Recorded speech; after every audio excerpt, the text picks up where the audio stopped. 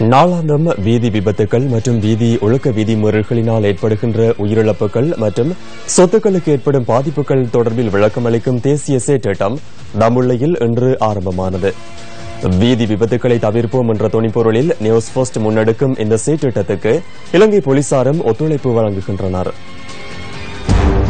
வீதி ஒழுக்க விதிமீறல்கள் காரணமாக இடம்பெற்ற சில விபத்துக்கள் சிசிடிவி கேமராவில் இவ்வாறு பதிவாகியிருந்தன.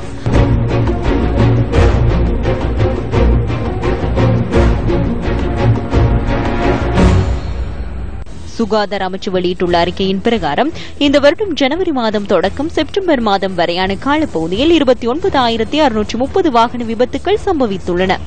இந்த 10 மாத காலப்பகுதியில் 2019 விபத்துகளும் 6,142 பாரதூரமான விபத்துகளும் பதிவாகியுள்ளன. 11,132 சிறிய அளவிலான விபத்துகளும் 10,266 விபத்துகளினால் சொத்துக்களுக்கு சேதம் ஏற்படுத்தப்பட்டுள்ளதாகவும் அந்த அறிக்கையில் தெரிவிக்கப்பட்டுள்ளது.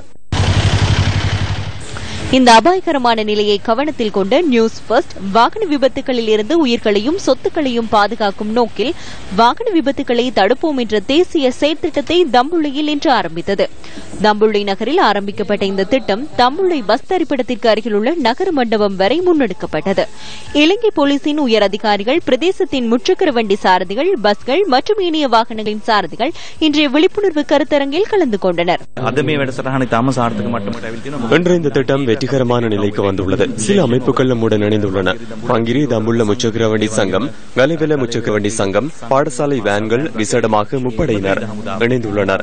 விமானப்படையினர், ராணுவத்தினர், விசேட அதிரடிப்படையினர், சாரதிகள் இந்த சந்தர்ப்பத்தில் கலந்து கொண்டனர். வாகன விபத்துகளை தடுக்கும் தேசிய செயற்றிட்டம் தங்காலை நகரில் முன்னெடுக்கப்பட உள்ளது.